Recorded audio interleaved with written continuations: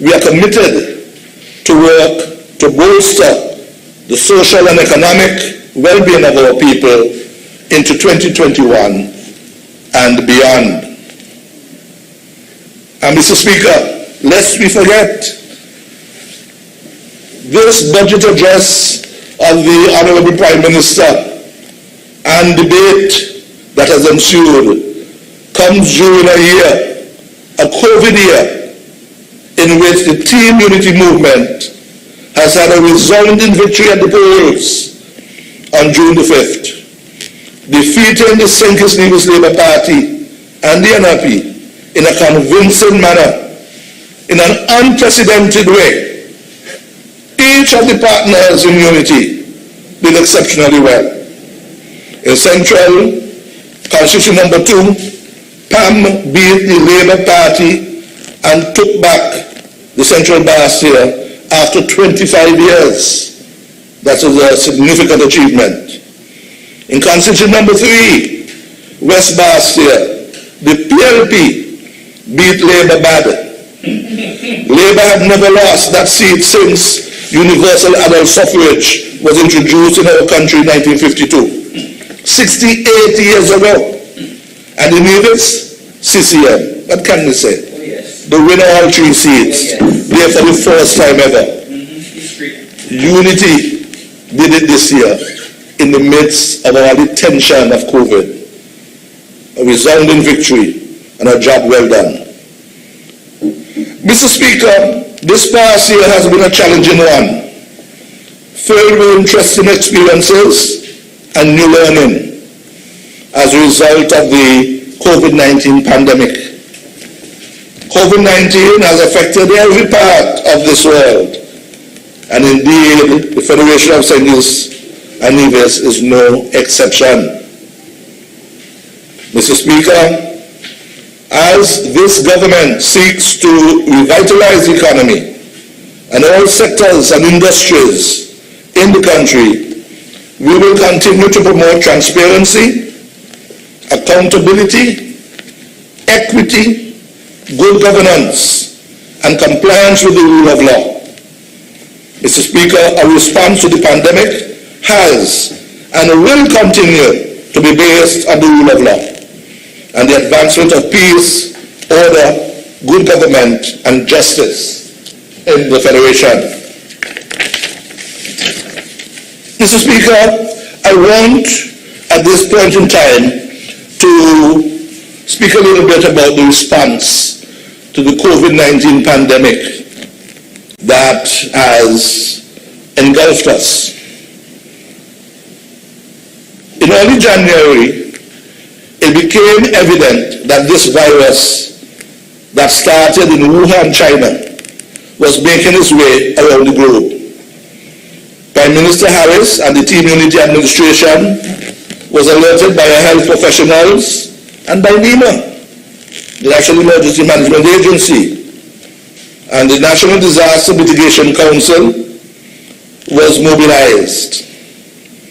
We did not wait until it was declared a pandemic to begin our preparations. We began a robust national education program for all levels of healthcare workers, citizens and residents, so that they could be aware of the new viral disease, COVID-19. The World Health Organization, WHO, declared COVID-19 a pandemic in March 11th, on March 11th, 2020. But, Mr. Speaker, we were not caught flat-footed like many other countries had been. We followed the science and the advice of the WHO. Mr. Speaker, we, and when I say we, I'm speaking about those of us who sat in the National Disaster Mitigation Council that oversees and works with NEMA, an intergovernmental, interdepartmental, interministerial council across government, the whole of government, that is divided into 10 different committees a council that is set up, and we normally hear about primarily at the time of hurricanes, when hurricanes are coming, shelters being prepared, the public works, utilities, a whole range of public service as well as private sector interdependent groups who meet to ensure that we in St. Kitts and Nevis prepare and are ready to take on any disaster. And so the National Disaster Mitigation Council, working with NEMA and with our health experts, mobilized. We mobilized. We began a robust, as I said, education program, and we had not been caught flat-footed. We developed a national strategic preparedness and response plan for COVID-19 with the aim to do four things, Mr. Speaker. One, to slow and stop transmission of this disease. Two, to prevent outbreaks and delay spread of the disease. Three, provide optimized care for all patients, especially the seriously ill. And four, minimize the impact of the epidemic on health systems, social services, and economic activity. Our approach, Mr. Speaker, has been one of a whole-of-society approach. There has been coordination to support preparedness and response, including the health, transport, travel, trade, finance, security, and other sectors. We attempted to sensitize the public to their active role in the response and stress personal responsibility in this fight. We enhanced our hospital and community preparedness plans to ensure that space, staffing, and supplies are adequate for a surge in patient care needs. We continually assessed where we were and the effectiveness of what we had accomplished and used that information to plan future preparedness and response activities.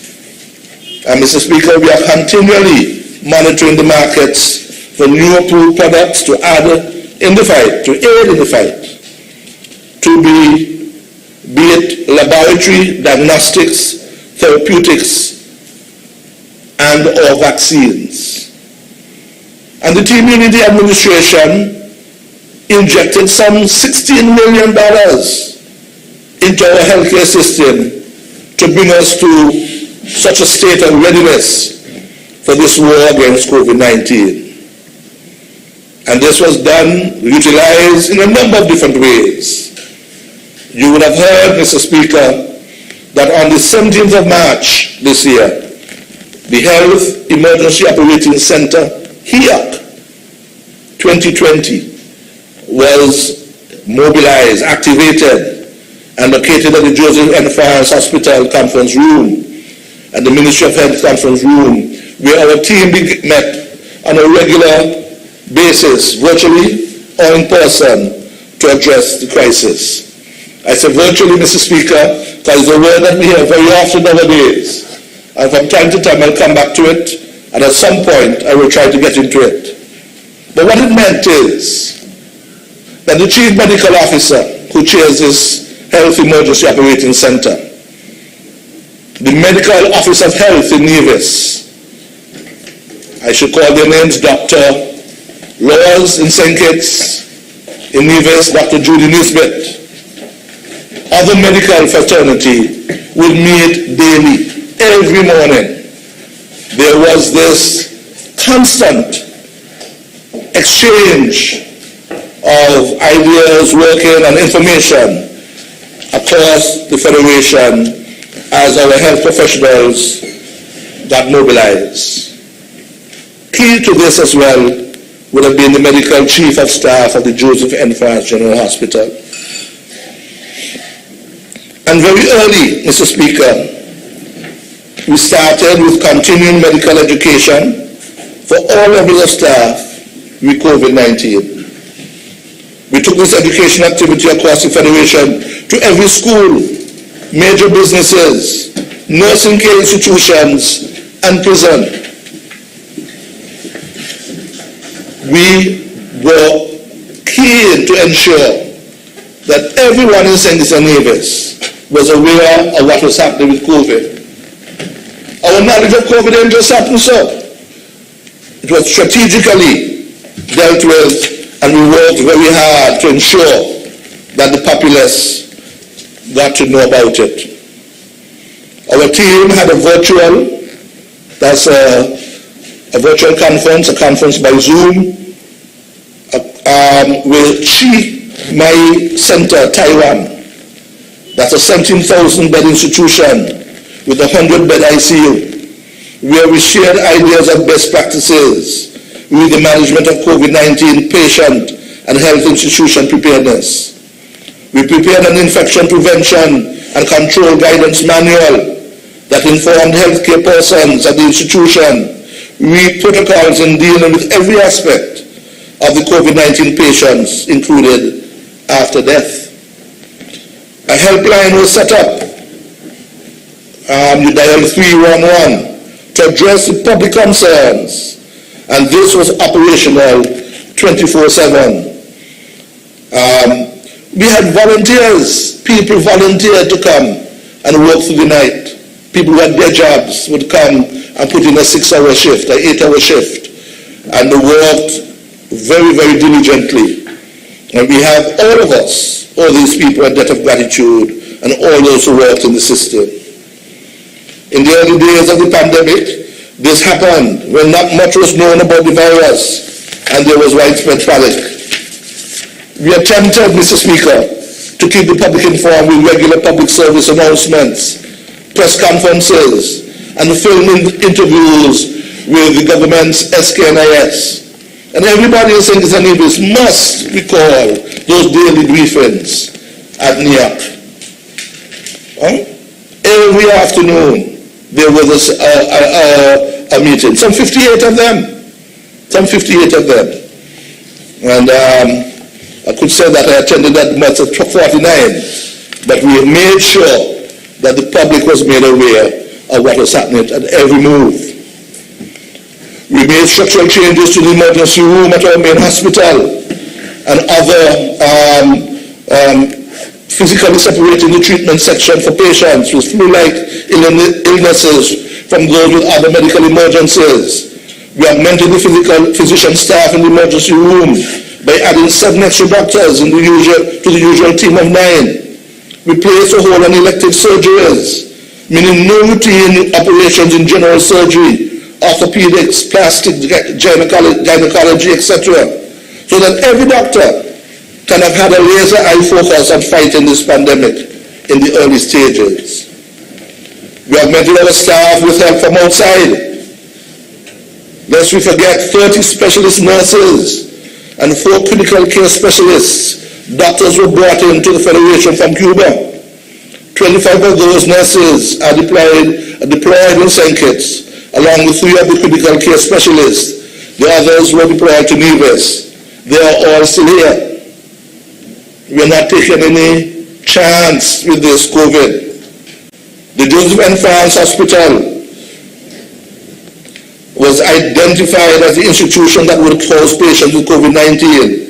And the private ward with 15 single rooms is the ward being used with a plan to command more of the hospital if needed. Other institutions, Mary Charles and Paxton Hospitals, were also placed in a state of preparedness. And it could go on and on, Mr. Speaker, with the preparations that were done. Supplies and equipment, ventilators. We have gone over 30 in our country. Infrared thermometers, PPEs, and we had this PPE, some sort of protective gear, personal protective equipment, where your clothes so to protect those workers who are on the front line. Nebulizers, portable X-ray machines, defibrillators, and we even had 2 new ambulances, just to name a few. Mr. Speaker, our first imported case arrived on a plane in 25th March 2020, but we were prepared. We are ready. During the year, we have continued our robust testing, isolation and quarantine program. We ensured that all who needed to be tested were tested during using the gold standard PCR test, and isolated all positive patients and quarantined anyone with a potential exposure. Mr. Speaker, we did not hesitate. When we had our first case, we closed our borders in a timely manner on March 25th to curb the number of cases being imported, and successfully flattened our curve and prevented an overwhelming of our health system. We imposed a nation lockdown to contain the virus and was one of the few nations to avoid community spread to date. The National Emergency Operating Center was activated to coordinate the national response required using a multi-sectorial and multi-stakeholder approach.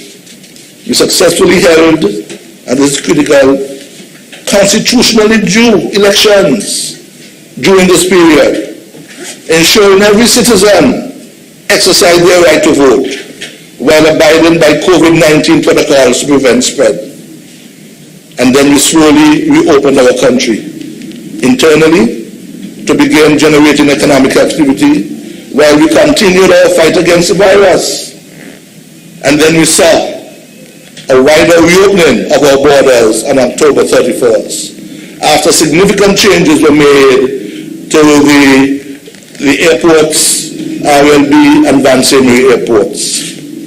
I've said this, I've given this detailed outline, Mr. Speaker, to show that this government, this Team Unity government, has taken this COVID-19 pandemic with the utmost seriousness.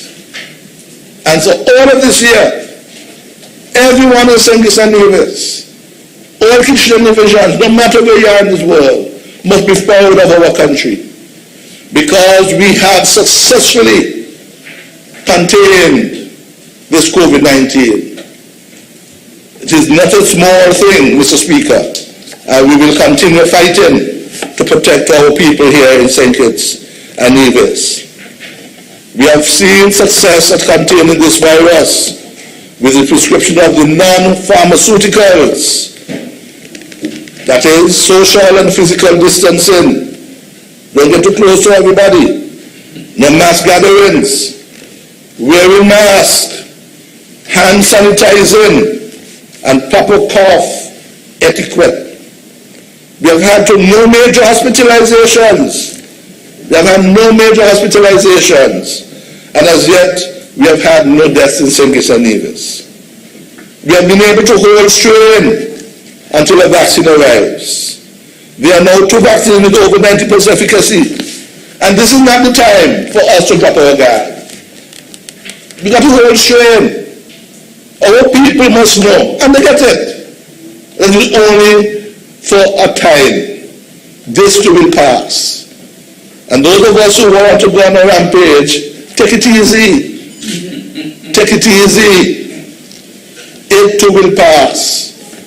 We are a model for the rest of the world.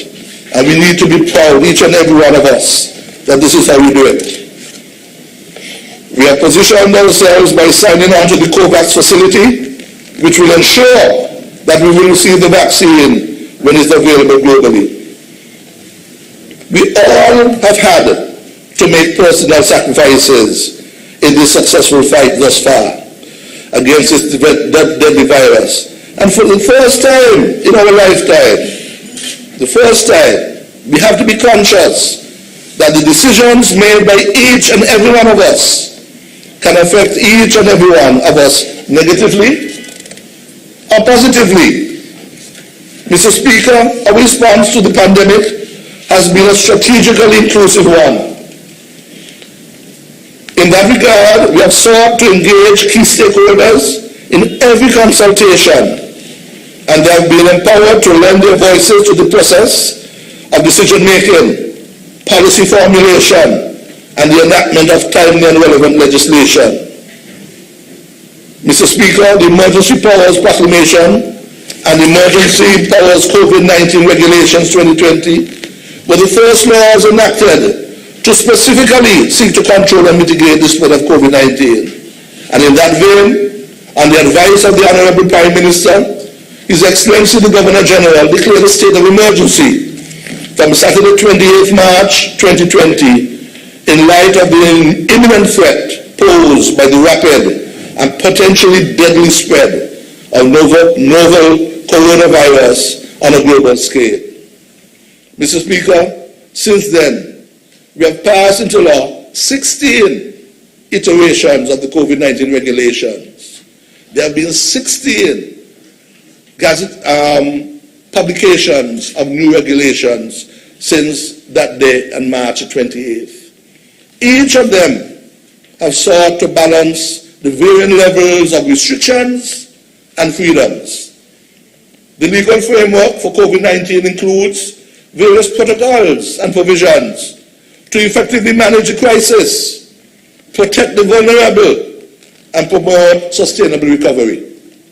Mr. Speaker, the Emergency Powers COVID-19 number 16 regulations, SRNO number 47 of 2020, is the current law regulating the response to and management of the pandemic, and is intended to have effect up until midnight on Thursday, 31st December 2020.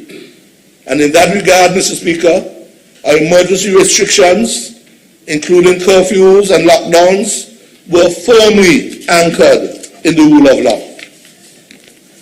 Mr. Speaker, the legality of the emergency actions that were taken by the government to seek to protect the people of this country have been challenged in the courts of law and have been found to be reasonable or appropriate. These actions, Mr. Speaker, mirror those of the international community, and they were necessary, although they were inconvenient or unconventional to some. In the face of the threat of this health crisis, Mr. Speaker, there were curfews and lockdowns implemented all over the world. Mr. Speaker, as you are aware, the necessity for addressing the various concerns that arose out of the pandemic would have obviously demanded considerable legislative focus this year, both for primary and subsidiary legislation. Consequently, we have seen the tabling and debate of a resolution to extend the state of emergency that would initially have been declared in March of this year. And you recall that that initial declaration of a state of emergency by His Excellency on the 28th of March would have gone for a maximum of 21 days. And then we would have had to come to this Parliament. And we came to Parliament in April, early in April, and we passed a resolution. And it's a very important period, Mr. Speaker, because some wanted to know, are you going to do it for 12 months? Why you need 12 months? Why you need a state of emergency? Huh? We said, okay, you don't want 12 months? Let's do it for 6 months. And we passed a resolution for 6 months. And I'll speak to it further, because there has been back and forth on this. There's back and forth, Mr. Speaker. And it's something for us to understand what we have been having to do as a government of national unity. Mr. Speaker, based on the advice of the CMO and her team, the Cabinet took the bold decision to curtail operations in March for several weeks. We locked down. People had to line up to go to supermarkets. We zoned them. We forget. But these are very critical things that we had to do to be able to have people change their behaviors, to wear masks. During this period, some persons within the Ministry of the Attorney General, Justice and Legal Affairs operated from home. The resumption of face-to-face work in April saw some staff working on a shift system to avoid overcrowding of offices in compliance with COVID-19 regulations. In terms of the way forward, Mr. Speaker, you may well recall that on the 17th of November, just a few weeks ago, this Parliament passed into law the COVID-19 Prevention and Control Act. Mr. Speaker, in that sitting of Parliament, it became incumbent upon us to bring before the Honourable House critical legislation on the prevention and control of the COVID-19 coronavirus. The law has been passed, and we await the order of the Minister to activate it once the state of emergency and the regulations that stand expire on Thursday next week. But the COVID-19 Act would then take effect. We also know, Mr. Speaker, that if by any chance there's any serious outbreak in our country, we have the option to go back to the state of emergency. We have that option. It has stood us well all year to have had that state of emergency in place. It has stood us well to be able to have these regulations, emergency power regulations, that have come out to support our response to the COVID-19. And we cannot take it for granted. We cannot drop our guard. This thing is not over. And we have to be vigilant, each and every one of us. We are all our brother's keeper in this matter. Mr. Speaker, it is anticipated that the Act, the coronavirus, the COVID-19 Act, will provide for an appropriate, sound and valid framework as we continue to seek to protect the people in this federation from this disruptive and potentially deadly virus. Mr. Speaker, most of us are only too painfully aware of what the world statistics look like.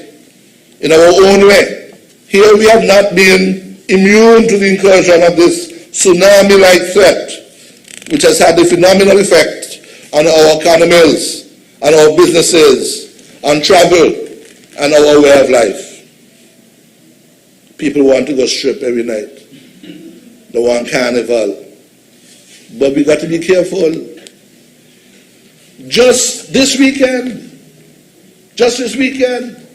in England, they're locking down because we have now found a new strain of this deadly virus. And it's spreading faster than the one before. We just opened up to British Airways on Saturday. One plane come. And when that one plane come, we hear in England, Belgium's locked them out, Netherlands locked them out, France locked out English, Germany locked them out, Canada not taking any planes. What do? We have to be careful. Very, very careful in protecting our people. It is not over. We cannot take it for granted.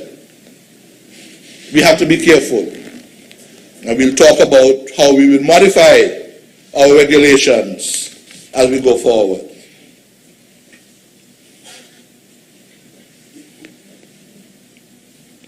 I cannot tire, Mr. Speaker, in commending the members of the COVID task force, which I've had the honor to oversee along with Senator Phipps, and the exemplary manner in which they have conducted their onerous duties.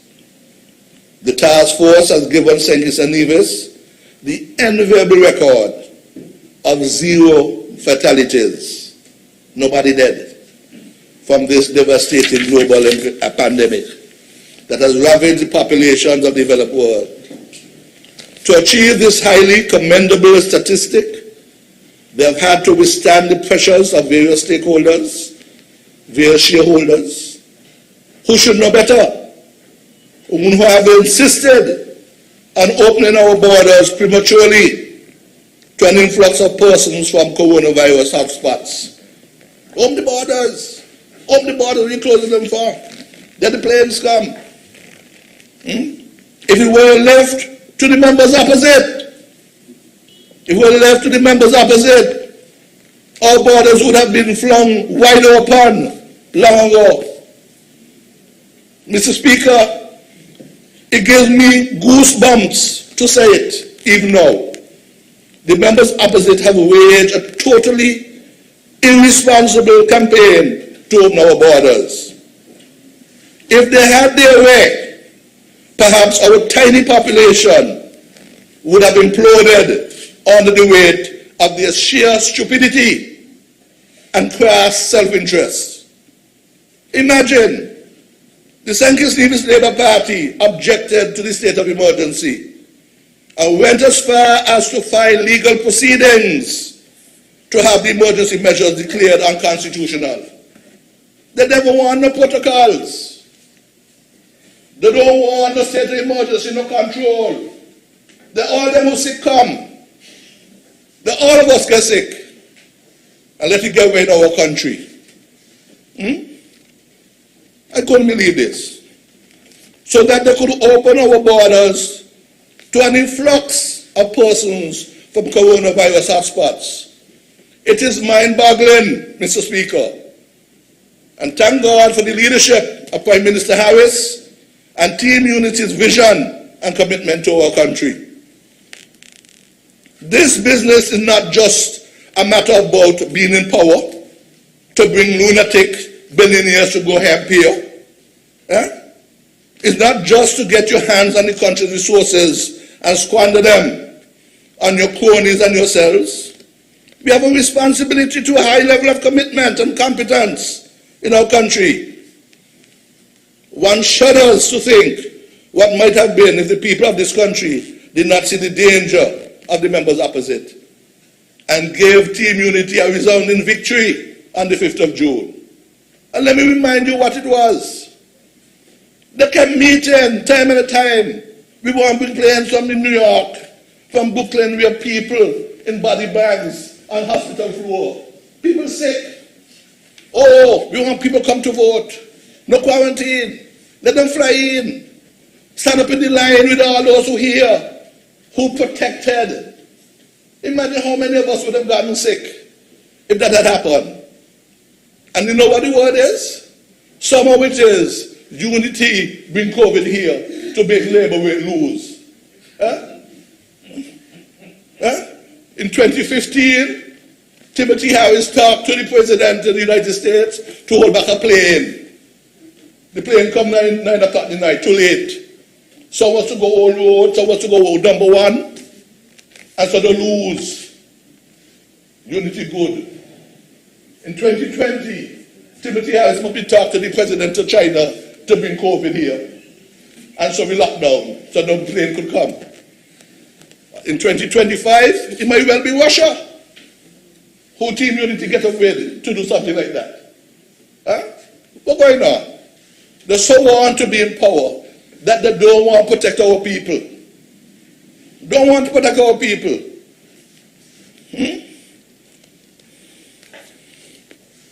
Mr. Speaker,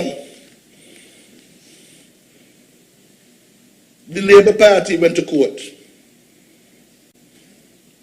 and they filed a case to say that the state of emergency and emergency powers, what they said? That they were discriminatory to the St. Kitts Nevis Labour Party. They actually said that, Mr. Speaker. And all I could say is that those people don't believe in country above self. They were prepared to have the virus flood us so that people come in and planes to vote, coming from hotspots. And because that didn't happen, somehow Unity do something wrong to make them lose the election. I don't understand it. And we should never forget that. Never forget that.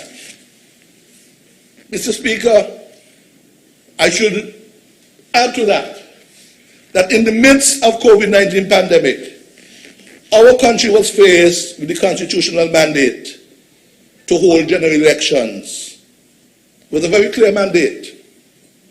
Couldn't get away from it. Once the election is held, 2015, and the first sitting of the Parliament, you have 5 years to the day to dissolve the next Parliament, or it automatically dissolves. So by the 14th, 15th of May, 2015, 2020, the Parliament would automatically dissolve. The Constitution goes on to say Now, once it dissolves, you have 90 days within which to call that election. So by August the 10th, we have to have elections. And you're hearing all sort of confusion. Oh, Unity here won the election, Harris don't want the election. He won't put it off to 2021. We're using COVID. Nobody got COVID here. Elections ain't going to be till next year. No. We have the state of emergency resolution in Parliament. We said 12 months. So, I see there. The one is state of emergency next year. So no elections this year again. Huh? No elections this year again. So, okay, that's what you said. Let's say 6 months then. They get quiet. They ain't said nothing. But they still go on court about the state of emergency. If it's 9 August, so election in August. So many elections in the 5th of June, say, oh, Lord, we ain't ready yet. No, we ain't ready now. August. Huh? But we had this constitutional mandate. And within the law, elections were held very clearly. Parliament will dissolve on the 14th of May automatically. Elections must be held by the 10th of August, 90 days after the dissolution. But there's COVID and the state of emergency. Parliament had already extended the state of emergency for 6 months. And we call the elections. Nomination day the 27th of May. And then you hear all sorts of things. All sorts of things. Every day we go in New York, briefings. But people suddenly understand what virtual means. Can you have a public meeting? Can you have a public meeting with mass people getting up and mixing up with each other, shouting in each other's face, potential to spread COVID? And so the regulations were that you can't have mass gatherings, public gatherings. Straightforward. The Labour Party start to have virtual meetings properly from your basement. You could do so. We see Joe Biden doing the same thing in the States. Having election meetings from your basement and putting it out on the internet, spreading it. And you need to do the same thing too. Only that we are more clever and more innovative. Huh? We have young people in the creative and cultural industry who come up and they put on shows at the Marriott. And that is the basis by which we have this wonderful new ministry of entertainment and entrepreneurship. The creativity, the adaptation to the situation. And Labour couldn't keep up with it. They cry foul. They cry foul. And so, Mr. Speaker, 3 times they got to court within that week before the election day. 3 times on nomination day. The file must be 400 pages of a case. The state of emergency is unconstitutional and new thing. And they give you 24 hours to go to court to handle it. 24 hours. Next week, another file, 2 more cases filed. In country number 4, they want to put on 184 people on the list. We got them. Put on 184 people on the list. Huh? You know what I mean? Trying things. Then the guy in Nevis, constitution number 9. What's his name? Daly. He gets somebody else to come on the file. They want to join the boundaries case. They want to change the boundaries. They want Douglas boundaries the day before the election. Imagine that. So the Thursday before the Friday of election day, the one got a case and said the boundaries should go. Desperation. And Mr. Speaker, it's a matter of historical record that Labour lost badly. And NRP lose was. They're over there, we're over here. And Mr. Speaker, they can't take it, they couldn't take it. They went to court, filed some 6, 7 election petitions. And they messed them up all badly and had to withdraw all of them. Did not know what they were doing. and messed them up big time. And my friend, colleague from number 8, Gene Hamilton, they withdraw from that. And 6 months later, Mr. Speaker, the guy who he beat badly twice, not once, but twice, can't take it.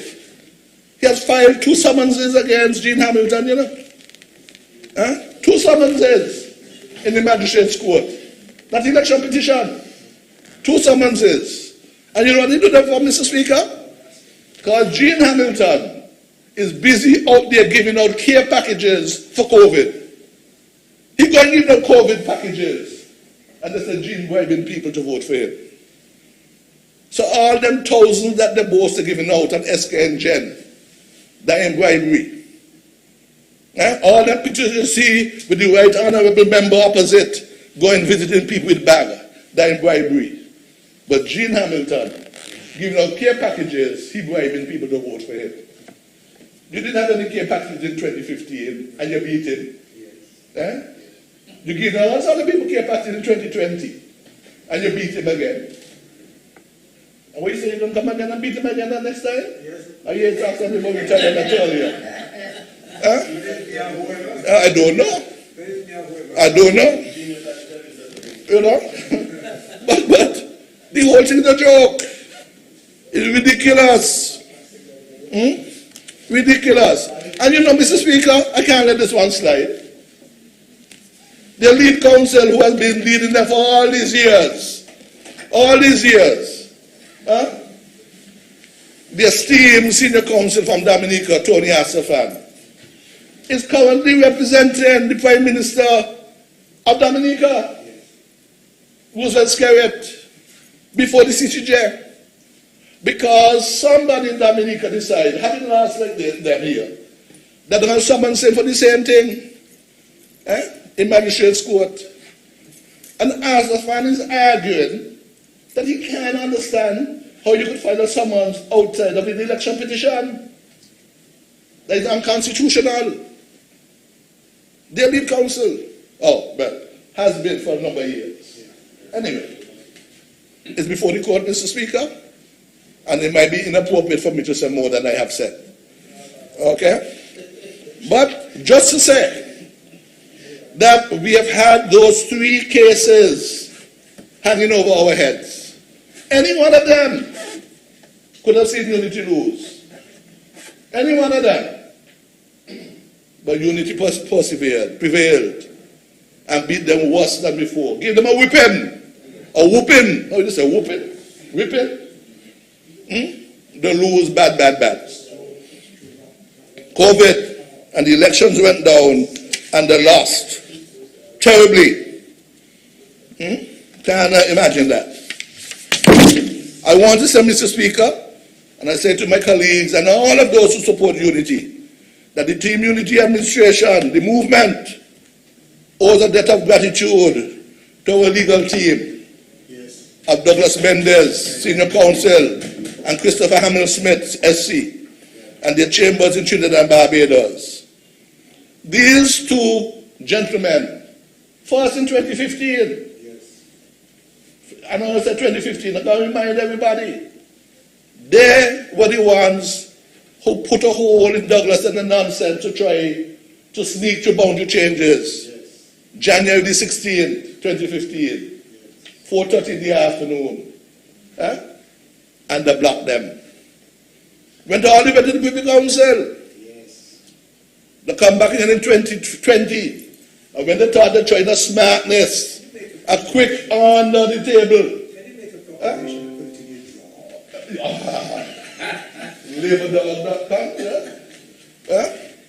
You understand? But Douglas Mendes and Chris Hamill-Smith have been with us since 2013, Mr. Speaker. Gene Hamilton, member for number 8, Gene Hamilton, will remember speaking to Douglas Mendes. It was on March 2013. 23rd of March 2013. When we filed a case in the motion of no confidence. 26 months. Douglas and his team would not table a motion of no confidence in this parliament. Coming talking about deception. Talking about deception and corruption and all them type of stuff. Huh? Those days done with. Yes. In this parliament, done with. Unity has brought a new day. The promise of unity, Mr. Speaker. We campaigned on a platform to build an economic platform which will give all our citizens a higher standard of living, a better quality of life, whether it be low prices for food and basic elements of life. We do that, removal of VAT from food, medical expenses, funeral expenses. We did all of that. Low food and basic elements of life. We also complained against the total disregard for our Constitution and the refusal to uphold and be guided by the tenets of good governance that the previous Denzel Douglas-led administration had been bent on following. And the people, and the people of our country have been resounding support for Team Unity, voting for us and return us back here. I remember before 2015, 5 of us over there. After 2015, we over here. How much? 9? You get out. And now we have gone even further. It was just the other day, 2 weeks ago, the chairman of Labour at the conference at Frigate Bay was talking what? Labour may be dead, but they are buried. Oh, you didn't know that? That's what they were saying? That was said, is what is published. It's published. Labour may be dead, but not yet buried. Well, that's a matter of opinion. Mr. Speaker, I could go on and on and on, but it's important. The year of COVID, serious, serious matter. Mr. Speaker, our government has prevailed. We have been laser focused on protecting the people of St. Kitts and Nevis. We have been very careful. When other people were opening up, we were very cautious. Our restrictions, people understood. And we are all happy because we put a ring fence around St. Kitts and gradually opened up and opened internally. So we could have economic activity within St. Kitts. But we knew at some point we'd have to start opening up gradually to the outside world. But it brought a risk. It brought a risk with it. And we have been seeing that. And because we have had this wonderful team of medical experts, have been managing, screening, and when they come, we catch them and we isolate them. We continue to mitigate, to restrain the spread. And we can only give them support. And all of us must do our part. All of those of us who want to go jamming, Juve, take it easy. Take it easy. It's only for a time. We can get there. We need to follow Lala's advice. Have carnival at home. Put a speaker in a corner and a cooler in another one. That's what we do. Take your time. Small acts release 1, 2, you know. Stay where you be. All those who think they could come here to jam and so on, stay where you be. If you're coming from hotspot, stay where you be. Our people here need to be protected, and we'll do what we have to do to protect them. Mr. Speaker, I want to very quickly move on to speak to my ministry because I spent quite a bit of time laying out the environment in which this government has had to deal with for this year. And Mr. Speaker, I think that we need to get the highest commendation. The Honorable Timothy Harris has led us with distinction, with the enormous support from his team in protecting the people of St. Kitts and Nevis. And we are now here in this budgetary cycle to talk about budget as we're going forward. Our budget, Jane, for next year ain't step back, you know. It gone up, albeit a small amount, 2%. we're spending more in our economy. $192 million for capital projects to give people work, construction work, other type of work, so that the economy could keep moving, that people could have economic activity and find work and can live. The government will help when it has to help, but we must look for work. Work can be there. Work can be there for us to look after ourselves and our families and our children. Mr. Speaker, I want to start on my ministries, the ministries for which I superintend, by talking about a couple of capital projects. And I want to announce to this honorable House, this honorable Parliament, and the people of St. Kitts and Nevis, the completion of the annex at the Sir Lee Llewellyn Moore Judicial Complex, Judicial Legal Service Complex. And I encourage each of you to drive across East Independence Square by the courthouse, and you will be pleasantly surprised. You'll be more than pleasantly surprised. You'll be excited to see a new edifice, like if it's like a phoenix coming out of the ground, that look like the courthouse building.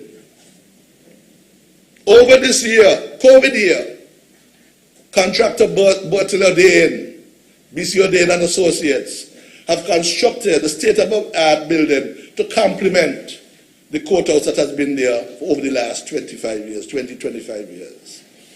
And this building, where the old electoral building was, that was flattened, it has gone up in the air and has gone back over the parking lot, the garage. And the building houses 3 key functions for the Ministry of Justice and Legal Affairs. It has, on the ground floor, as you enter, with security, well positioned, using all the means of technology, a 3rd magistrate court chamber for District A. A 3rd magistrate court chamber for District A. So in addition to the 2 in the main building, here becomes the 3rd one.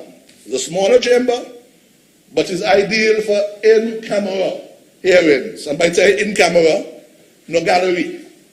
So when you have to have juveniles on trial, they go there, you can't have the public come in and look in. And so therefore in-camera hearings. They will look for maintenance court. And it will also be able to be a traffic court. It is going to enhance the work of the magistracy, the summary court, and will continue to have better scheduling to allow us, as we have this COVID period, to put on more cases.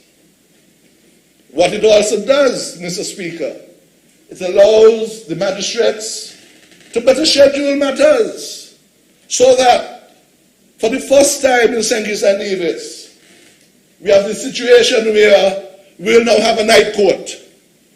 We will have 3 days a week coming early next year, matters scheduled in the evenings, a night court that allows people who normally have to get off from work and stand in the square half the day, who can't turn up to court, sometimes, witnesses, that certain types of matters will be scheduled in the evening.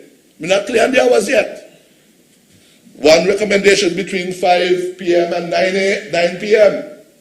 But 3 nights a week, we will be introducing a night court into St. Kitts and Nevis. Well, into St. Kitts in the first instance, at District A Magistrates Court. It is something exciting for us in the Ministry of Justice and Legal Affairs, and would help us to continue to reduce the backlogs of cases, the time you have to wait to get before the court. It helps us with access to justice. Access to justice. You want your day in court, you get it quicker. And there are other reasons why that is happening. Because we are doing a number of things in the Ministry of Justice and Legal Affairs. Also in that building, Mr. Speaker, we will establish or have established a mediation center. And what's a mediation center? For the last few years, the High Court in civil matters from time to time would assign parties to go to mediation. Court-connected mediation. No judge, no legal bearing, no thing, but you could sit down and talk to settle the matter without having the court getting involved. And of course, if you can do that, you could save money. Matters that could take a year, 2 years, could be settled in half an hour. Matters that allow, you might not get everything you want, but it's a means of an alternative dispute resolution. So the time is shortened, the costs are done, and it allows you to maintain good community relations. Mediation Center. We have been training people over the last year, and we have in excess of 25 trained mediators right now by the court. Over the next few weeks, we'll be training even more. And so, if you have a construction dispute, you could find somebody with that type of qualification who could sit down and meet with you. He ain't a judge, but could help you all to facilitate parties to come to an agreement to settle their dispute. So that mediation center is one that is of excitement, because just on November the 6th, Her Excellency, the Chief Justice, Dame Janice Pereira, has issued new practice directions to help to streamline the way in which court-connected mediation can assist the civil matters of our court to help the whole process of resolving it. The third function that building would have is the establishment of a brand new law library. A law library right in the heart of Bastia. Those of us who are old enough to remember when the public library used to be above the courthouse. The old wooden building had been there for decades and decades until that building was burned down. We wouldn't say who burned it down, but it was burned down. We lost the library. We lost a lot of court records. But we now build a new law library in this new edifice. A wonderful edifice, beautiful edifice. And I invite the public to go there. The library would be open to practitioners, lawyers, they're using it. It'd be open to litigants in person. So if you're one lawyer and you want to carry your own case court, you could go and pat around and look up for the books that help you, if you know how to read them, and get assistance. Students at the CFBC, or if you're doing overseas subjects in law, you can also go there. And the general public can also go there too. We have gotten some over 364 books from Impacts Justice, from the assistance of Professor Velma Newton at Kville, who has been able to source his books and have been paid for 64,000 Canadian dollars. Specialist law books and a wide range of matters have been selected. And it now gives us the basis for solid support to our legal fraternity. It is a major project, it's an exciting one. And all of this in the middle of COVID. With COVID going on, we have still been able to deliver this law library right here in Bastia, down Street Bastia. Quickly, Mr. Speaker, I want to mention another capital project that is ongoing. And that is, last December, the government of St. Nevis would have purchased the old CMC building, or Back and Kelly building on George Street. That property that goes from George Street to the Bay Road was purchased, Mr. Speaker. And in that building, you'll find that there is going to be a major renovations going on. It will house ultimately five departments under our ministry. It will have the Law Commission that will be on the top floor of that building in an attic to the other 3 floors, but an extensive attic. On the second floor will be the Registry of Lands, and also it will also house the Intellectual Property Office. And we expect that early in January of next year, that will be handed over to us, completed. We are very much behind on that, but COVID, although we have been promising 70 days, we expect that it should be completed shortly. That's the second floor and the upper floor. And sometime during the course of next year, Mr. Speaker, we'll also finish the ground floor. And there we will have the Legal Aid and Advice Center will move to that building, as well as we expect that the Electoral Office will find this new home there at the corner of George Street and the Sands, opposite the courthouse. So this building is another exciting project for the Ministry of Justice and Legal Affairs. And we expect that these would be provided. You would note, Mr. Speaker, in Volume 2 of the budget estimates that these 2 projects are clearly set out there.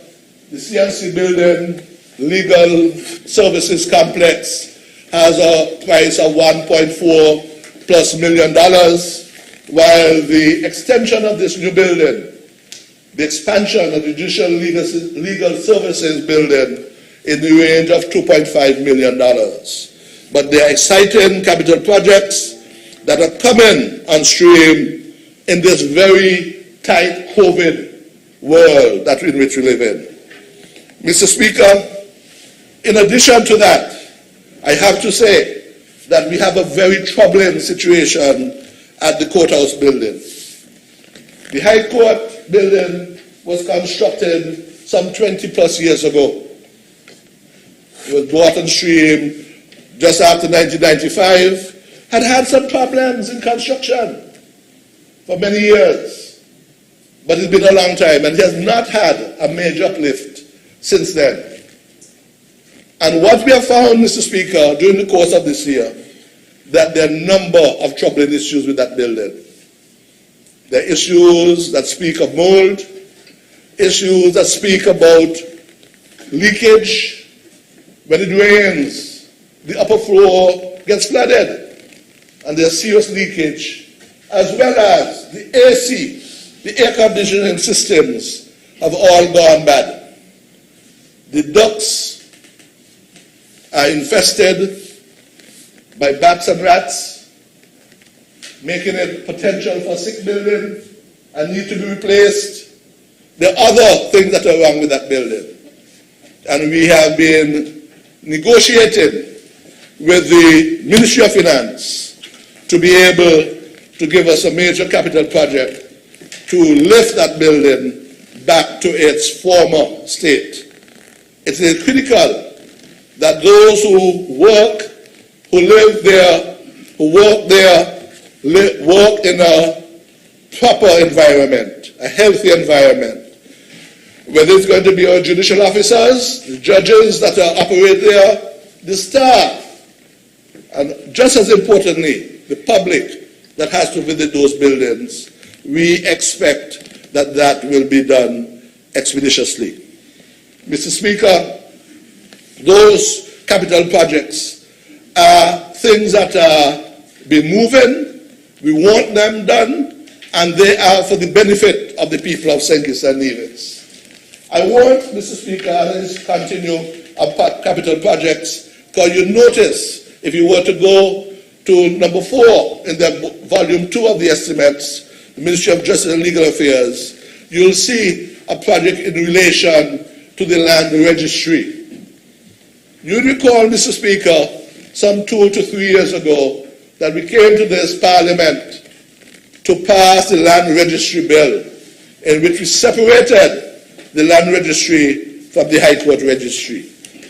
It was deemed critical because we had been sinking in terms of the international index for the ease of doing business. It took people months, and I say in some cases years, to get their documents processed. They were building up. The courts had expanded. We now had a second judge. We now had masters coming in.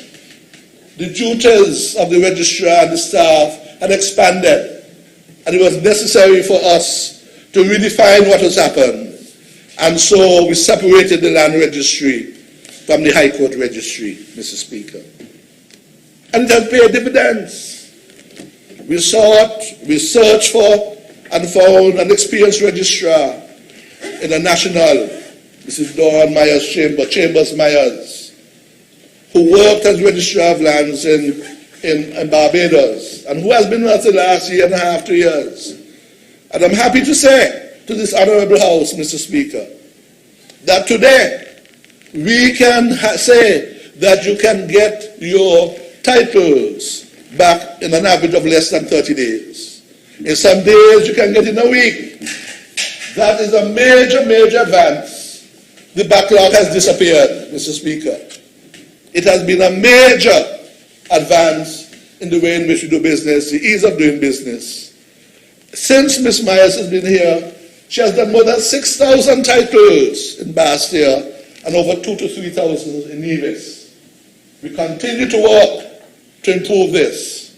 And we do it this way, Mr. Speaker, because we remember that just last year, the Honorable Prime Minister made the announcement to this Parliament that we were going to be embarking, or had embarked, on a strategy of digital transformation, that our country would digitally be transformed. And we in the Ministry of Justice and Legal Affairs and the Attorney General's Chambers have taken up that mantle. And one of the ways in which we are doing it is in terms of digitally using the Registry of Lands. We have been working with the government of China and Taiwan and have employed a company called HiWeb, who have done quite a significant work in terms of digitalizing the work. To date, we have scanned more than 12,500 titles into a database. We have turned them into electronic forms. And early next year, we expect that practitioners could stay in the comfort of their offices and would be able to search online in terms of the registry, the title registry in the lands registry. It is a remarkable achievement that we have done in under 12 months. We have employed some 4 young ladies with the support of the Republic of China and Taiwan, and we will continue to ensure that the whole registry is digitized, that we now can. We'll also be able to file applications online. And so this process has been gone through. We have finished phase 1. We are moving into phase 2.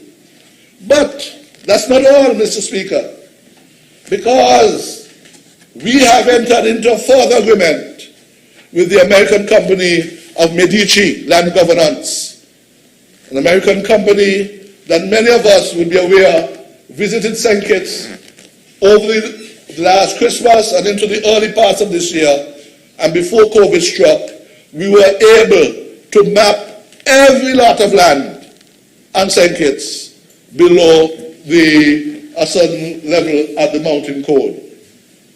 Our lands have been digitized, have been captured on a map, because this is the basis on which we have done a cadastral survey.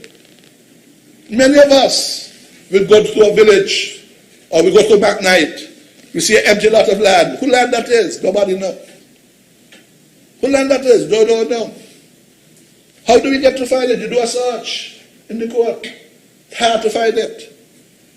The process that we are embarking on is that every lot of land in St. Kitts and Nevis, well, in St. Kitts at first, and then we move to Nevis, would have a parcel ID.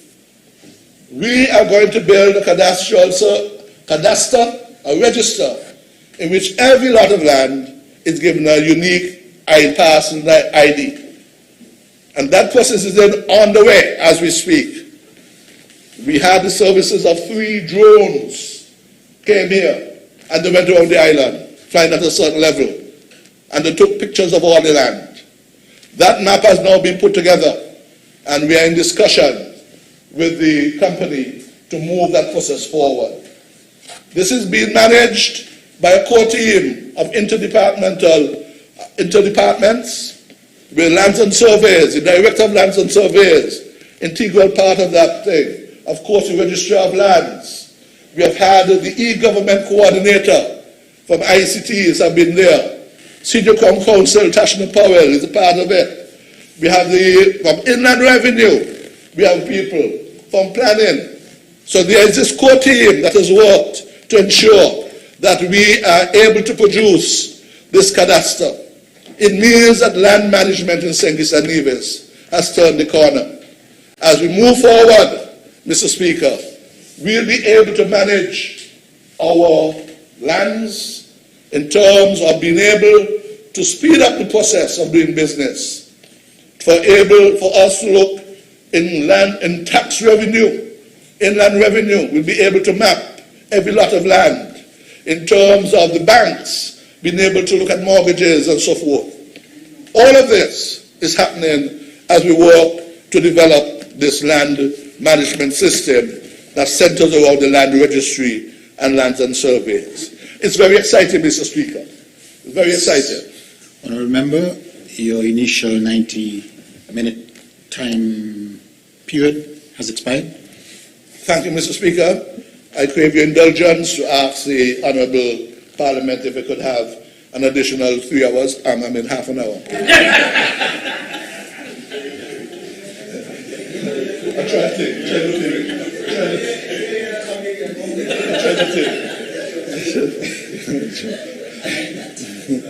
What's the final request? If I could have half an hour more, Mr. Speaker. Yes, the question is that the honourable member has requested an additional 30 minutes. Those in favour? Those against? The ayes have it. Thank you, Mr. Speaker. I thank my colleagues for having trusted me that I don't speak too long. Over the 30 minutes. You'll let me know. Mr. Speaker, these are some critical areas within the Ministry of Justice and Legal Affairs.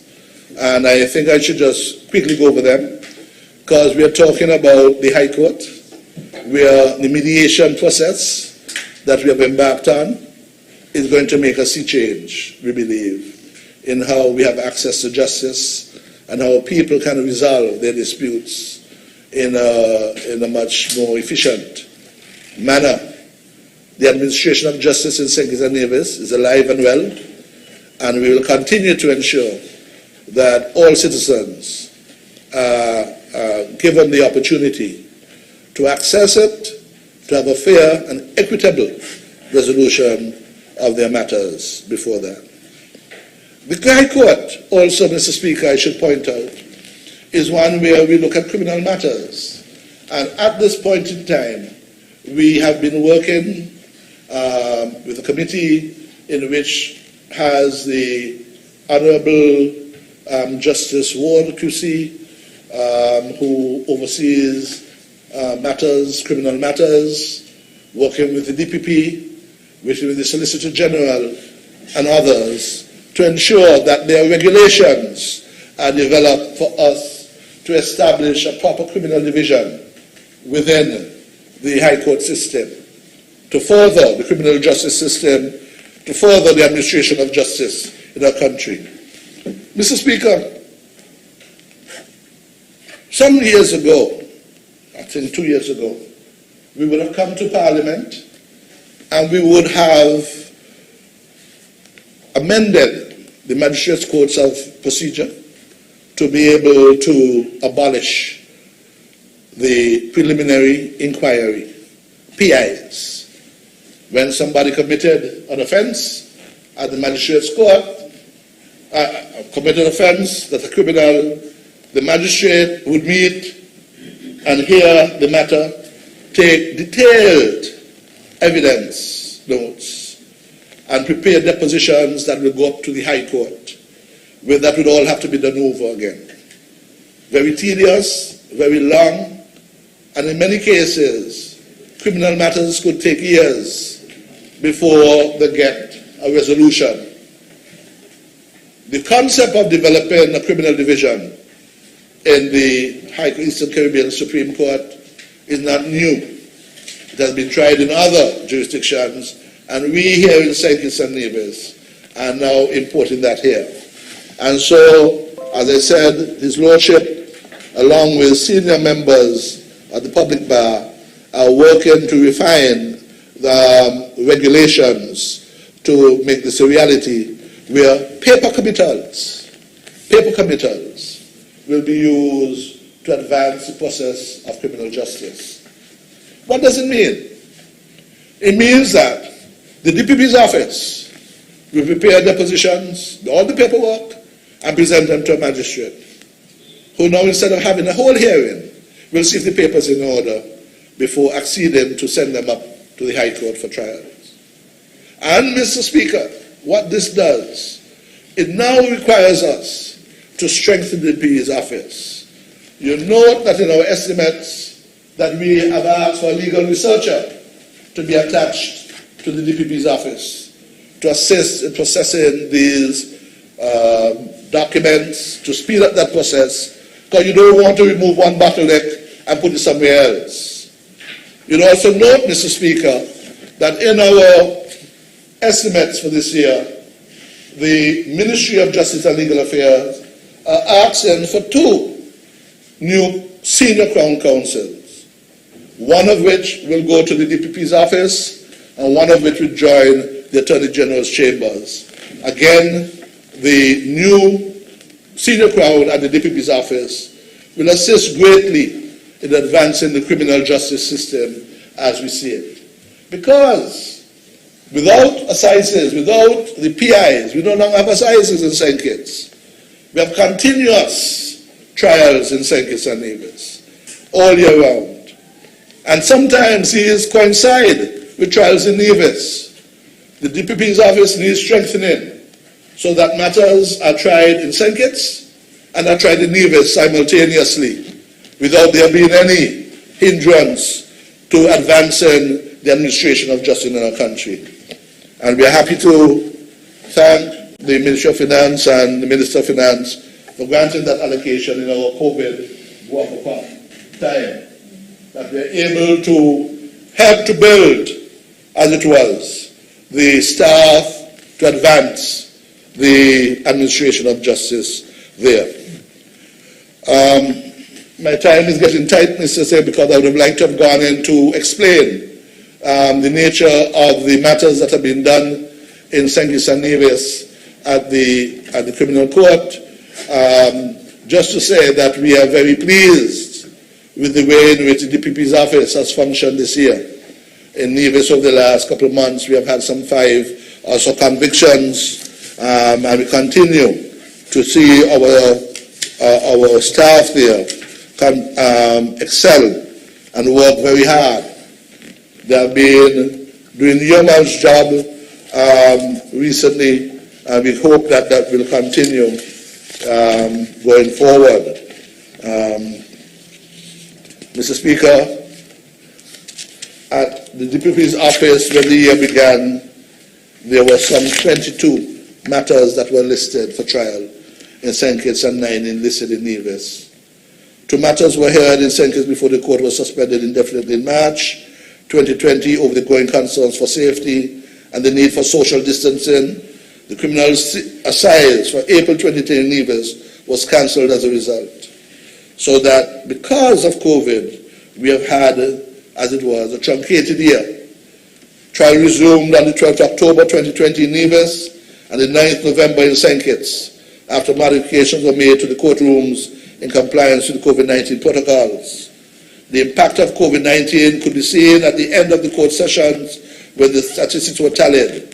The office was able to dispose of a total of 19 cases, 14 in St. Kitts and 5 in Nevis, in comparison to 25 matters disposed of in 2019. Mr. Speaker, this year we also began to operationalize paperless committals for criminal matters. This has revolutionized the preparation process for the office of the DPP. This process is relatively more truncated and it may significantly reduce the time and may result in greater levels of efficiency in 2021. I would want to say, Mr. Speaker, that when COVID began back in March, the court took a very interesting position towards it. And we found that the Chief Justice issued directions. Civil matters were suspended, and in-person civil matters, I should say, so that the second courthouse was not used, Mr. Speaker. And it did not stop civil trials from happening, though. And what we have seen, Mr. Speaker, is the widespread use of technology in the court system. Very interesting, because there has been a level of efficiency that has emerged as a result of that. The courts have met regularly from their chambers, from people's front rooms. I would not go as far as to say their bedrooms, but lawyers, litigants can participate in trials in various parts of the world here in St. Kitts and Nevis by Zoom, by using, as it was, the internet to speak to each other. And what has happened is that we have had, as it was, a very active calendar year in terms of civil matters. The court master has been meeting, sitting in Grenada, and hearing matters here in St. Kitts and Nevis, so that the court system continues to function. The Magistrates Court, surprisingly enough, we have not yet been able to devise how to have that done in person, virtually. And Magistrates Court have continued to meet in person with fewer matters, so as to establish the type of physical and social distancing that has become so important. And so there has been a slowing down of the amount of cases that have been heard in the Magistrates Court, Mr. Speaker. I want to touch very quickly, Mr. Speaker, on the work of the Law Commission. The Law Commission is headed by Law Commissioner Mrs. Josephine Malalu, from the Web, former senior magistrate. And she has been appointed to that post over the last 2 or so years. And we have seen some significant work being done by the Law Commission. What we have had is that the work that had begun with Mr. Mukasa some years ago, since 2000, to have the revision of laws done, has continued with Mrs. Josephine Malalu. And so we have just this month paid money to the Law Revision Center based in Anguilla for St. Kitts and Nevis to do a further revision of laws that would be for the year 2020. The last revision was up to 2017, and so we are now going to do 2018, 2019, 2020. That has been, we have entered into agreement with the Law Revision Center in Anguilla, and this is being marshaled by Ms. Josephine Malalu. You recall that early this year at Government House, we would have had the launching of the 2017 edition of the revised laws. And just to back up, I think it's important maybe to say 2 words quickly on this. Laws are made by this Parliament on a regular basis. The laws are sometimes amendments to laws that have already been there. So a particular law could have had a number of amendments, maybe in 1 year or over a case of 5 years. And so the laws are all over the place. To put it in perspective, there was a law revision back in 1921. The next law revision would have been done in 1961. It took 40 years to consolidate all those laws. And the 1961 laws, the old books, served us well. There was not another revision again, Mr. Speaker, until the year 2000. So some 50 years later, or that's 40 years later, 39 years, you have this revision that is being done. Okay? And so it is incumbent on us, for the good of our country, whether it is in terms of economics, social issues, that we constantly update our laws. And the laws then were updated again in 2009 and then in 2017. But we have now taken the decision, Mr. Speaker, that we will now be updating our laws every 2 years. And so we have entered into that agreement. And so over the next year and a half, we expect that we would have the year 2020 coming on stream. But here's the good news, Mr. Speaker. When we met at Government House early this year to launch the 2017 edition, hard copy, hard volume, 8 volumes that covered all the laws, we also launched a website for the Law Commission. All the laws of St. Kitts and Nevis, all the ordinances for Nevis are online. Anybody, any citizen of St. Kitts and Nevis, anybody anywhere in the world can access our laws. They are online, Mr. Speaker, and they are updated online. It is part of our drive for digital transformation. Prime Minister Harris has set us a goal to give us a digital society. Our laws are there ready to support such a digital society. And so it's important to understand that you go to the Law Commission and you can get access to the laws of St. Kitts and Nevis. I want, Mr. Speaker, my time is winding down, to talk a little bit about this technology I mentioned. Because we in the Ministry of Justice and Legal Affairs, we in the Office of the Attorney General have taken on board very seriously this means of making us digitally competent.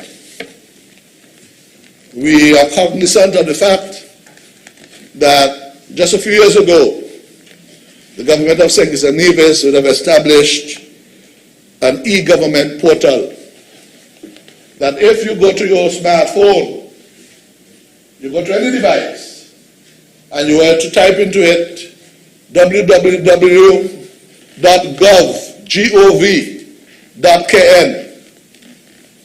you get a portal for St. Kitts and Nevis.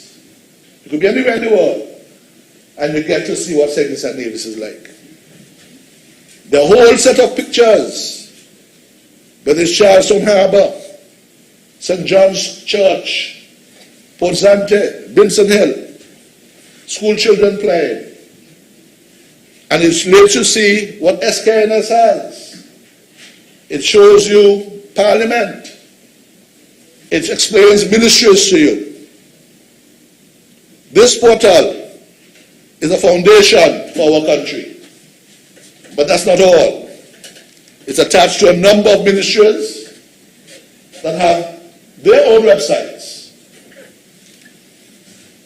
The Ministry of Justice and Legal Affairs and the Attorney General's chambers has launched its own website. And we urge our citizens to visit this website. It's legal.gov.kn, legal.gov.kn. You can get it on your smartphone. You can get it on any device. It has speeches. It has articles. On it, for instance, we publish court calendars, traffic court, maintenance court. Things that happen in the court systems are published there. On this website, we publish electoral lists. So the lists that are published every month of anybody registering in St. Kitts and Nevis are published on this portal, on this webpage.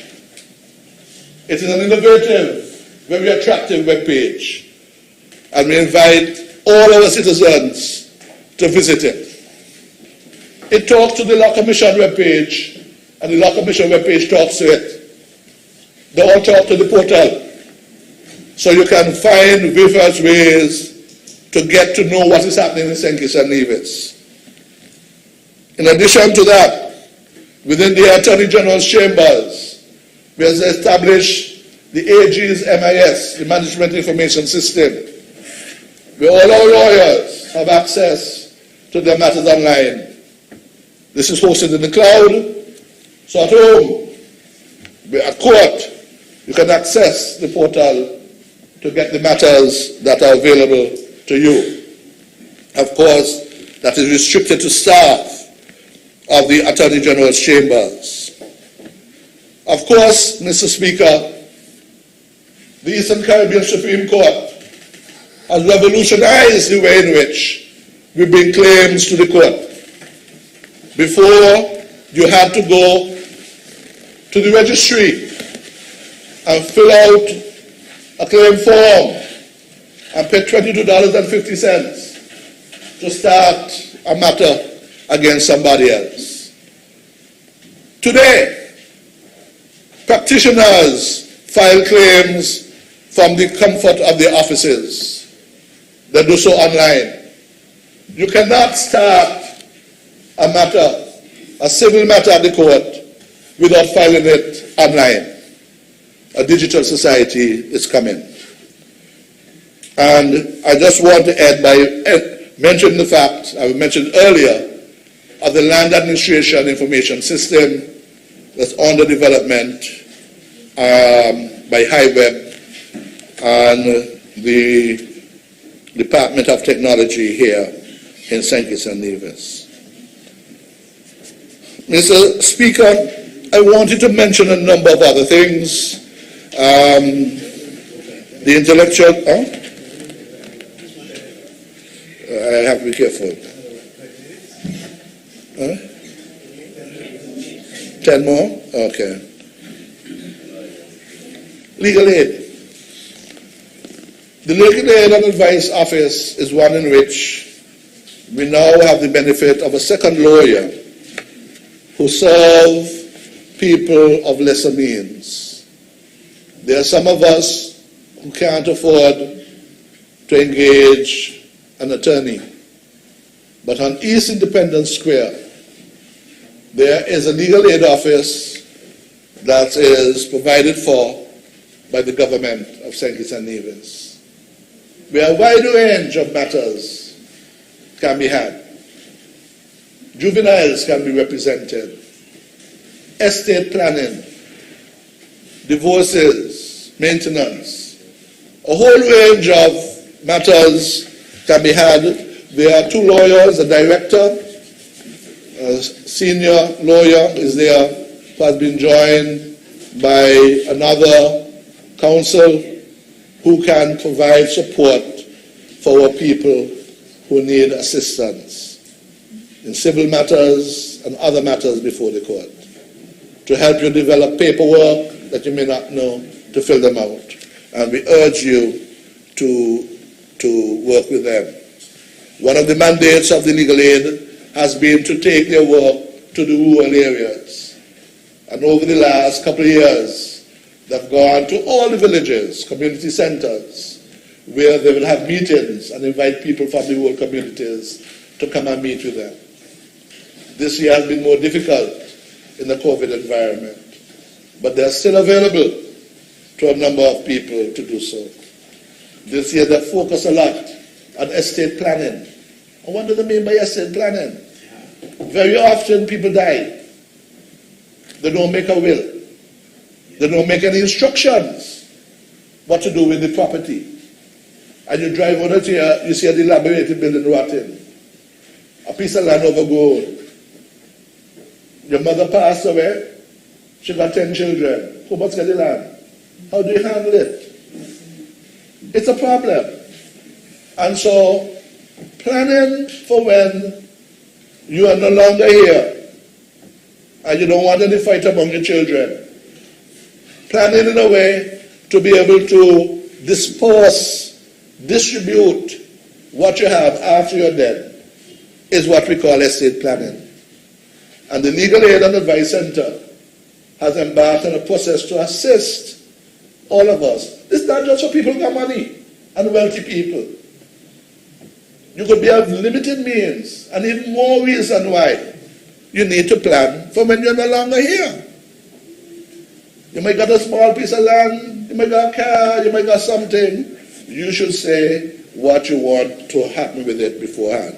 And I just encourage many of our citizens to take advantage of this service that is with us.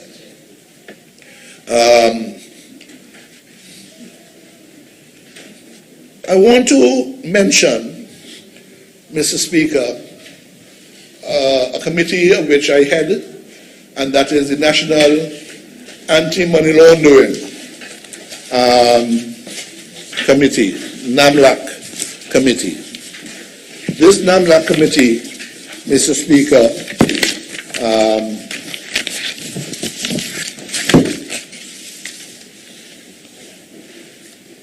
emerged out of a national risk assessment process as part of the serious preparations for the mutual evaluation process, which was originally slated to be held in March of this year.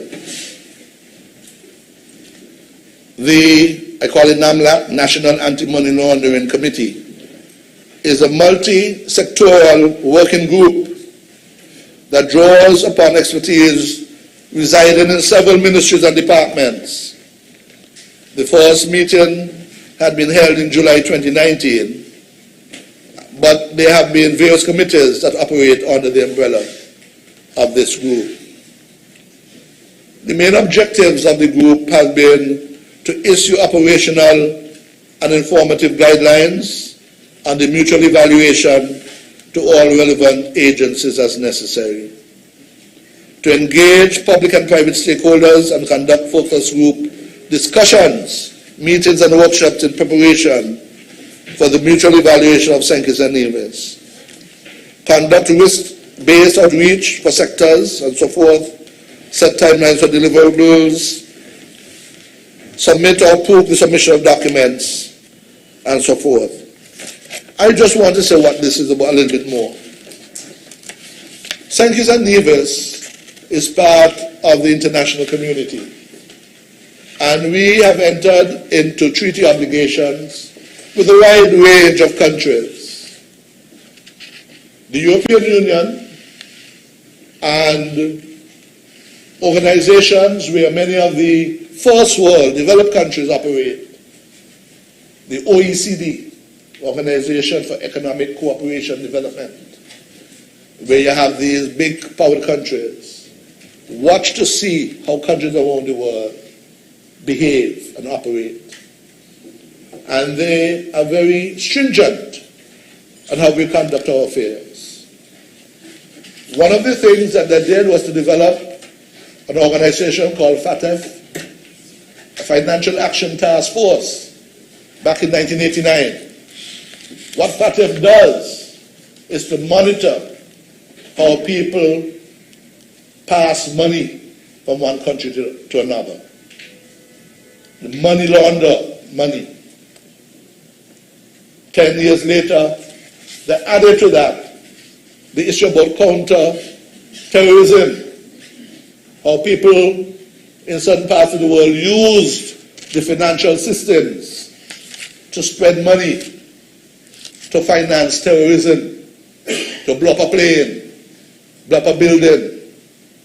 And more recently, they've added a third leg, how some people would use money that is used in the financial system for the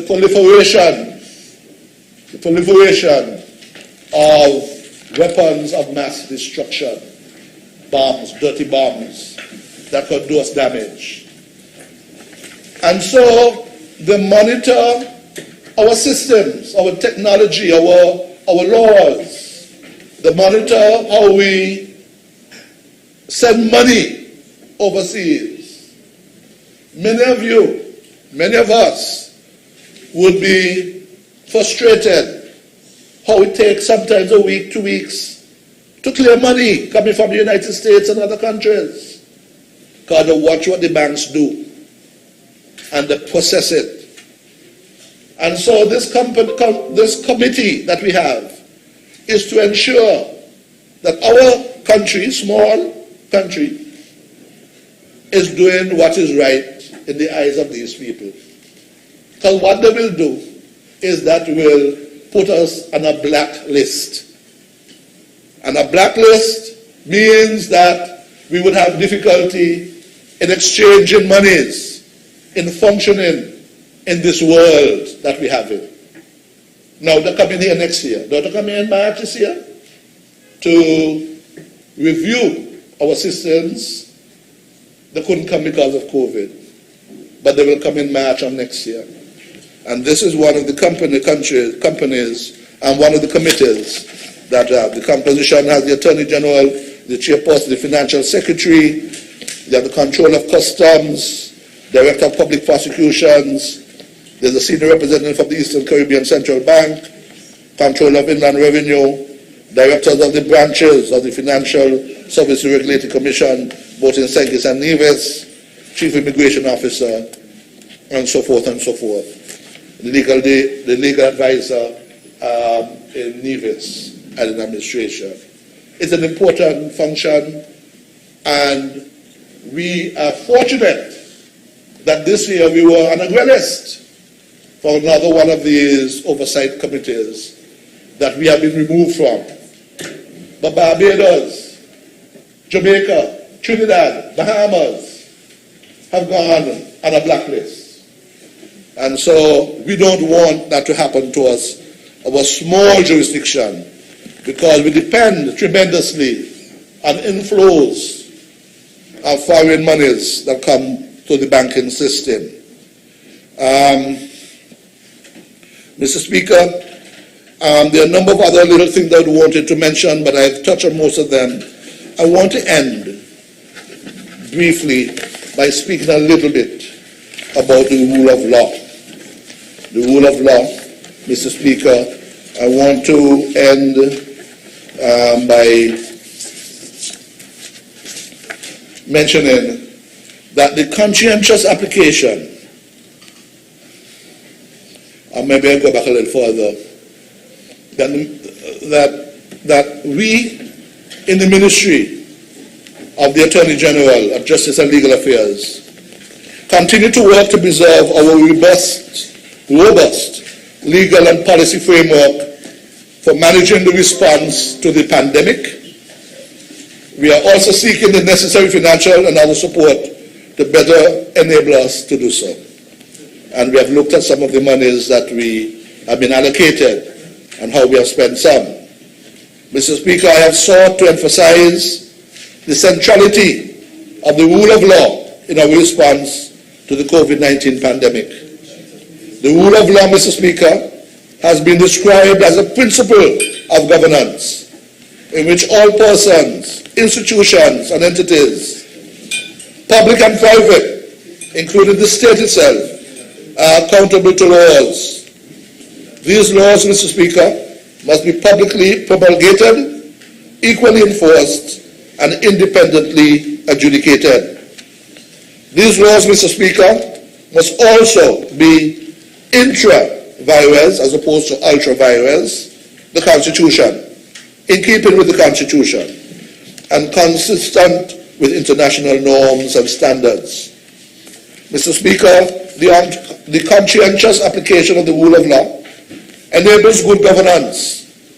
In that connection, Mr. Speaker, we will continue in 2021 to advance the good governance agenda. Mr. Speaker, this Team Unity administration understands that poor governance and corruption can be corrosive to economic and social development. Team Unity has therefore endorsed the continuous process of strengthening the good governance national framework.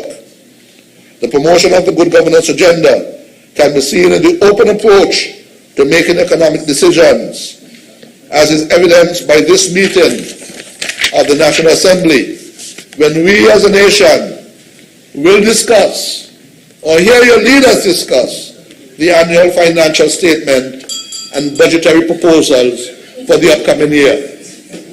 Mr. Speaker, the faithful observation of this tenet of good governance is reflected in the commitment of this government to the principles of transparency and accountability. Mr. Speaker, the government seeks to ensure that the people of this country are well informed, and we do so through ongoing and frequent dissemination of information. These include the government press conferences, NEOC updates, leadership matters, and others of that nature. Mr. Speaker, we continue to work towards strengthening the legal framework to support and promote the good governance agenda. We have become party to various treaties and undertake international obligations that signal our commitment to ensuring sustainable progress in the fight against corruption. We will continue. The work will continue in order to fully enforce the integrity in public life, the Freedom of Information Act, and the Data Protection. Mr. Speaker, in that regard, I wanted just to mention that the Integrity in Public Life Commission has been fully set up. It has been fully manned. There is a commission. It's headed by retired Justice Coletta Lance. She has with her Mr. Freddie Knight and Mrs. Boddy as well, who are part of that commission.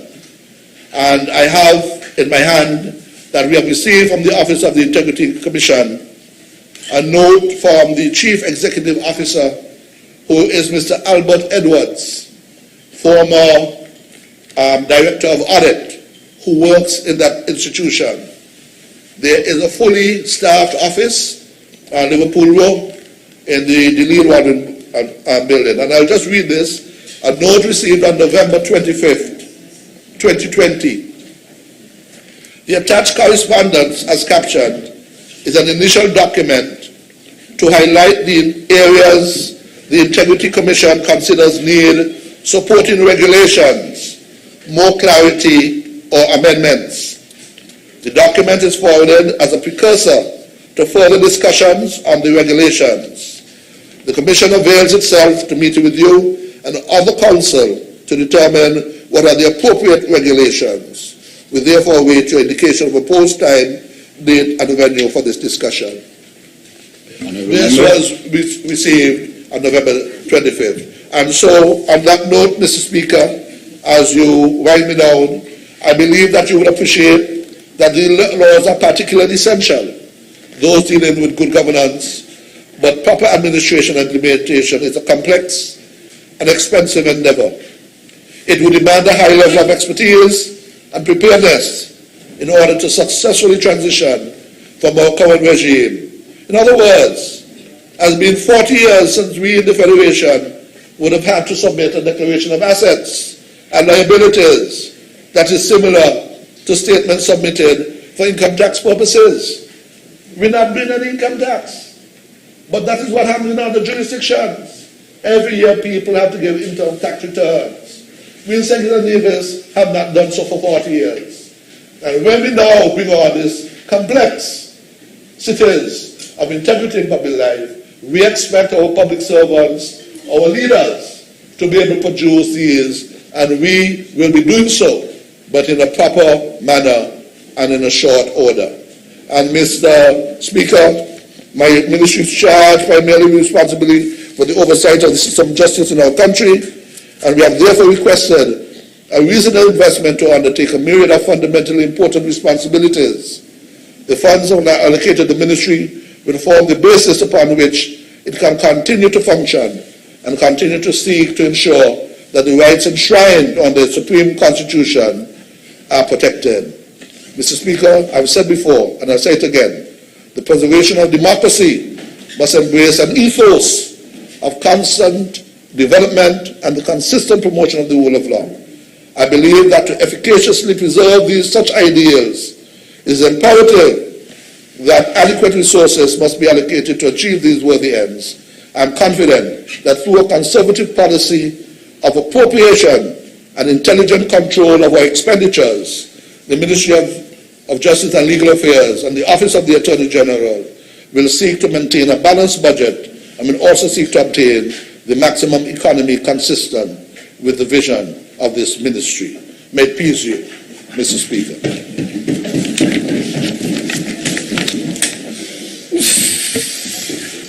Thank you very much, the Honorable Attorney General. I can only say that I would have used what I think is my discretionary authority to allow you to speak for some 8 minutes beyond the time allowed. And I hope you're going to give me 8 more minutes, Mrs. Speaker. I don't mind. No, I was about to add though and say that I hope if a motion of no confidence in the Speaker is brought up as a result of that, that all members here will truly defend me. Thank you, Honourable Member and Attorney General. Honourable Members, just before we call on the move of the bill, the appropriation bill, to do his wrap, I am going to direct that we have a brief suspension, and that would be for 6 minutes.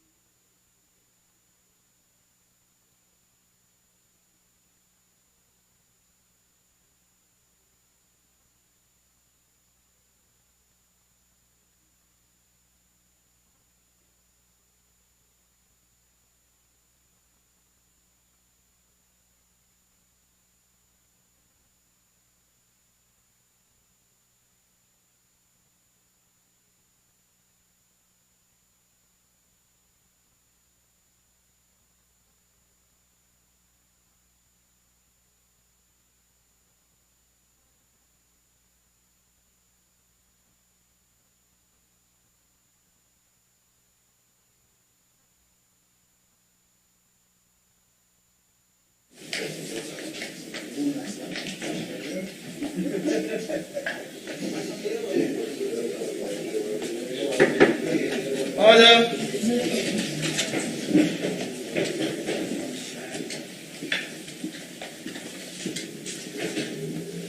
Honorable Speaker.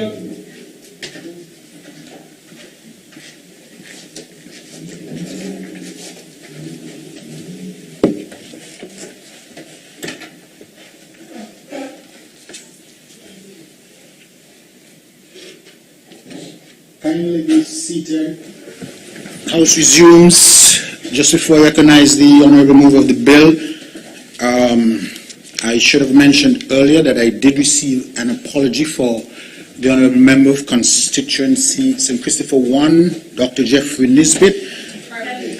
I'm sorry about that. Dr. Jeffrey Hanley, that he would be absent for part of today's proceedings because of his attendance at a funeral in the rural area.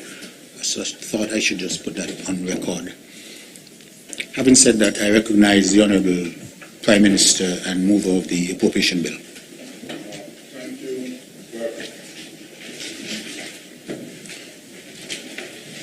Thank you very much, Mr. Speaker, for the opportunity to wrap up the appropriation bill 2021, which we have been debating over the last several days.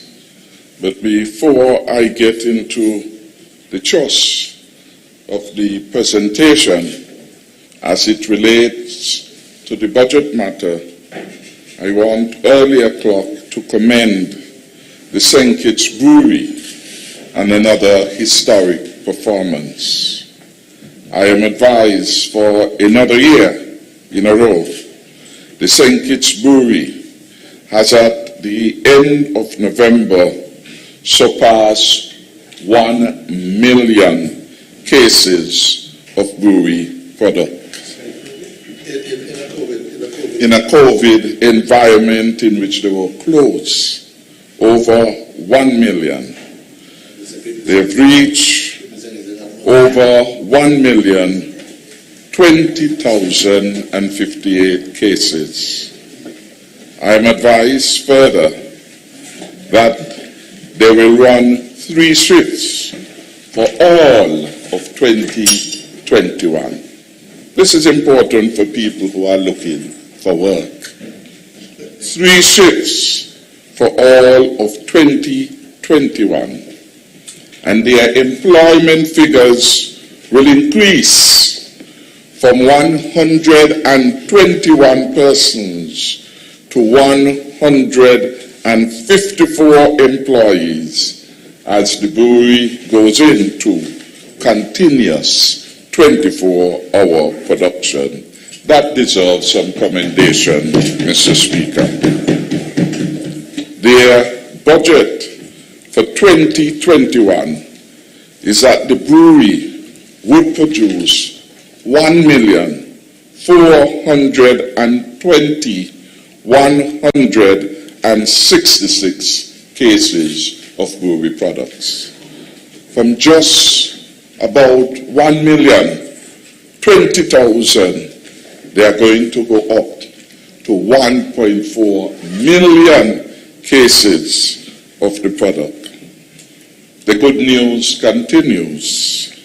I am further advised that as a result of the significantly improved performances year after year, the St. Kitts Brewery will next year begin the rebuilding of its offices and labs and will extend its warehouse at a cost of $3 million. I want to commend them and to wish Mark Wilkin and his team well. We can't have too much good news in our country. In fact, we should wish and hope that every day there is something beyond life worthy of celebration. And so I hail the local management and the team of workers who have put on a landmark performance in the midst of a coronavirus disease.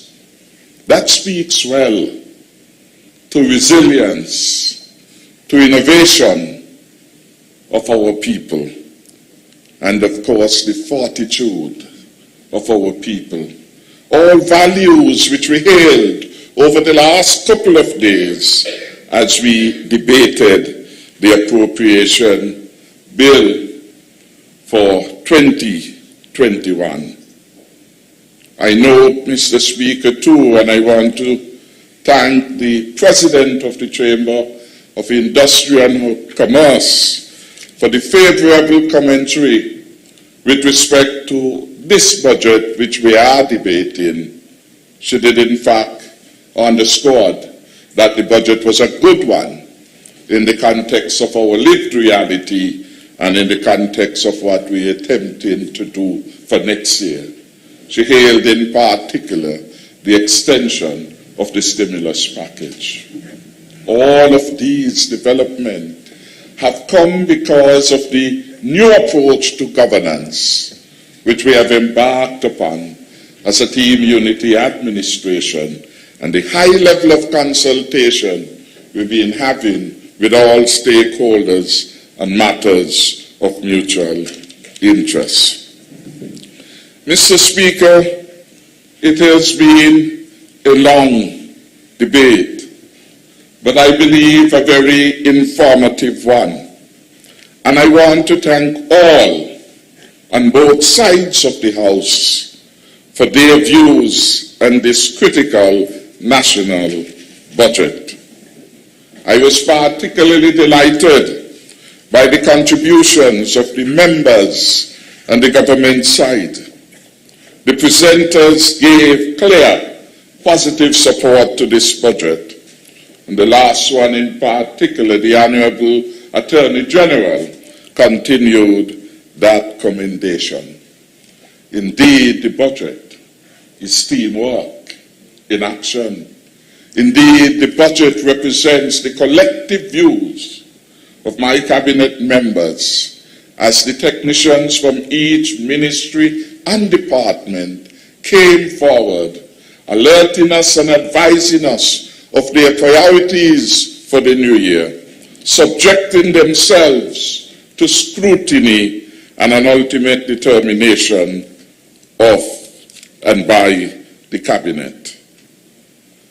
I hope that the country at large, from the explanations given by the various ministers on the programs under the line ministry, get a better perspective of where we are as a country and where we are going in 2021. I hope too that a reasonable person out there listening would have deduced from the presentations that the government is focused on delivering a better quality of life